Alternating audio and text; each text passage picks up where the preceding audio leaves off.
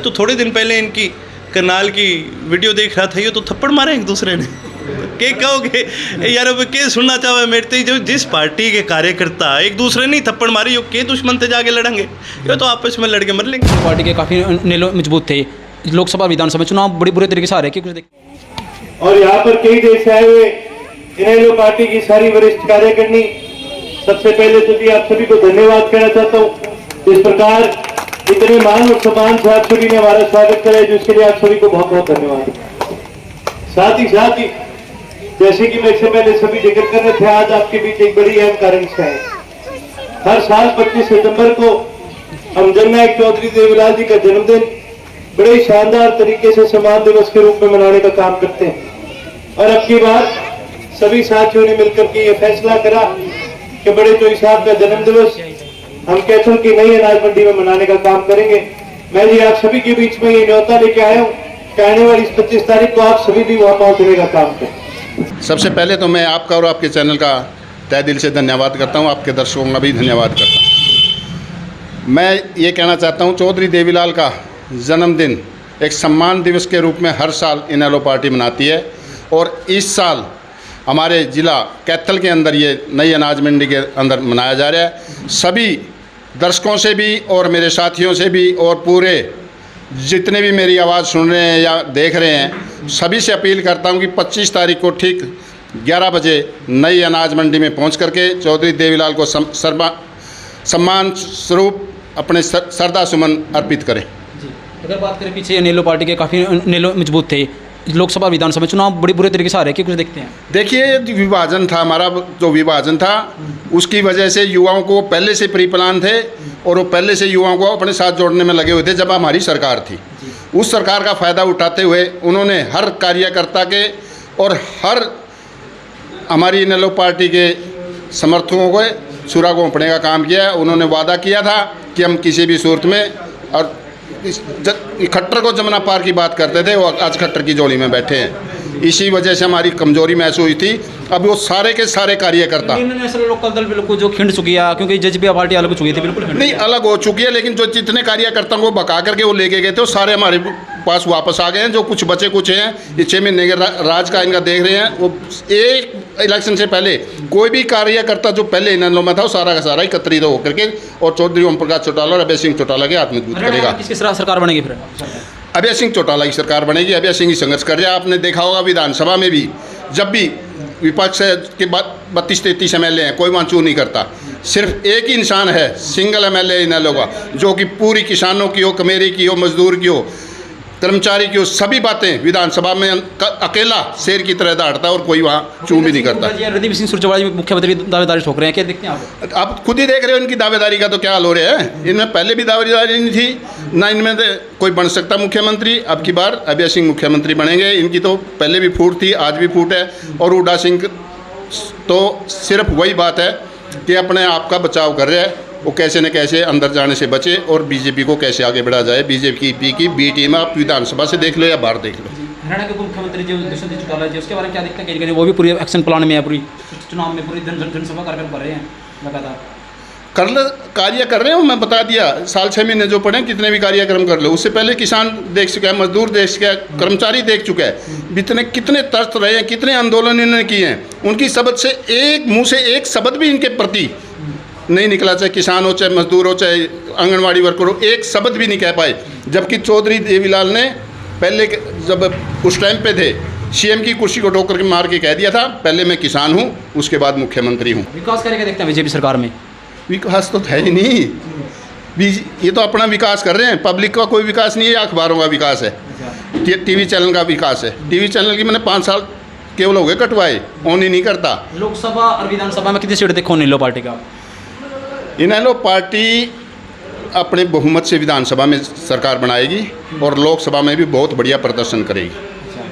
बाकी अभी 25 तारीख को जो आ रहे हैं इंडिया वाले जो आ रहे हैं, जो जैसा भी वो फैसला लेंगे उसके अनुसार और भी हमारा रुतबा बढ़ेगा। आज हमारे कैथल जिले के अंदर सभी के कार्यक्रम चल रहे हैं। 25 तारीख को जननायक चौधरी देवीलाल जी की रैली कैथल के अंदर है। हम गांव-गांव जाके सभी साथियों को निमंत्रण देने का काम कर रहे हैं, और आज यहाँ महिलाओं को हम निमंत्रण देने के लिए आए थे।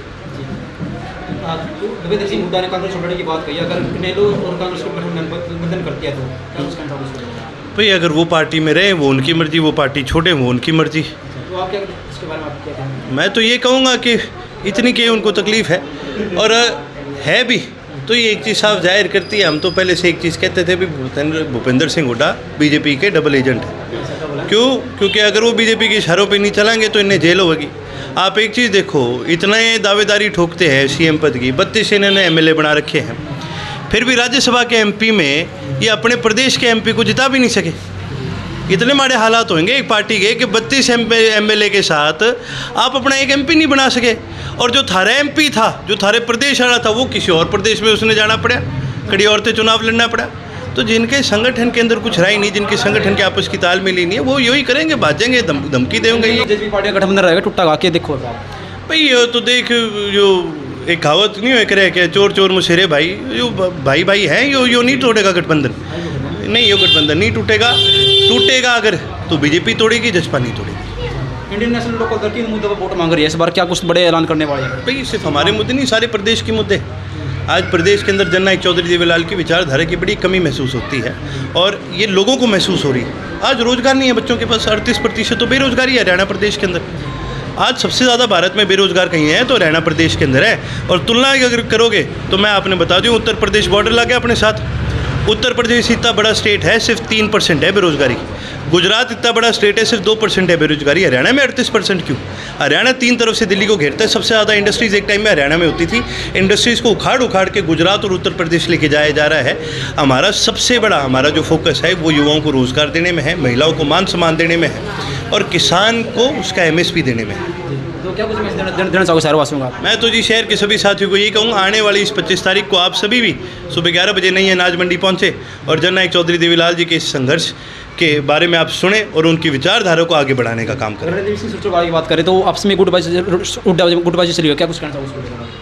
भाई मैं तो एक चीज़ देख के बड़ा हैरान होया कि हमारा तो आज संगठन से हमें बड़ा गर्व होता है कि हम कहीं भी जाते हैं, हम मीटिंग करते हैं, हमारे के कार्यकर्ताओं को बोलने का मौका दिया जाता है, हमारे कार्यकर्ता खुल के अपनी बात रख सकते हैं और हम एक दिशा के साथ चलते हैं। मैं तो थोड़े दिन पहले इनकी करनाल की वीडियो देख रहा था, ये तो थप्पड़ मारे एक दूसरे ने।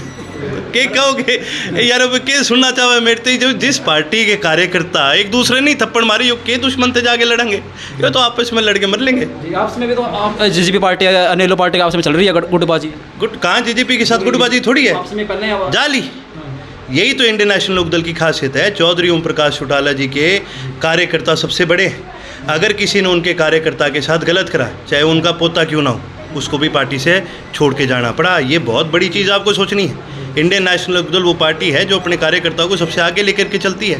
इंडियन नेशनल लोकदल पार्टी है जो डिसिप्लिन को आगे लेकर चलती है। जो डिसिप्लिन में नहीं रहेंगे, जाओ भले ही कड़ी जाना है जाओ, पर इस पार्टी में आपकी जगह नहीं है। मुख्यमंत्री जी ने कहा था कि हम बीजेपी के साथ गठबंधन नहीं करेंगे, चुनाव के वक्त बड़े बड़े दावे करे थे, लेकिन उसके बाद भी वही जाके बैठे। अरे तू 4 साल चला ली सरकारी भी वो बात करे है, इब तो लोग गाड़ काटे किन की बात करे। तो एक चीज़ देख ले, जो मैं कहता हूँ आज इतने सक्षम नहीं है कि प्रदेश में एक रैली करते, बड़े चौधरी साहब के नाम पर पार्टी बनाई है, 5 साल से इन्होंने रैली नहीं करी आज तक, और अब जाके सीकर में कर रहे हैं क्योंकि भी सीकर में चुनाव है। आप एक सिंपल सी मेरे को एक चीज़ बताते हो, जननायक जनता पार्टी इनका नाम है, बड़े चौधरी साहब की ये गुण गाते हैं, सारी ये बात करते हैं।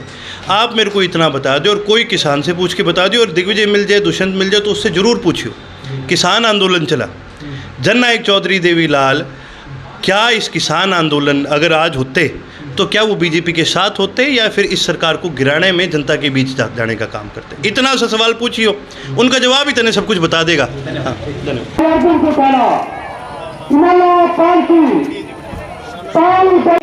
सुरेंद्र पैका जी, सुरेंद्र बालू जी, जिला 80 साल के जिलाध्यक्ष रणवीर खोटी जी, सुरेंद्र बालू।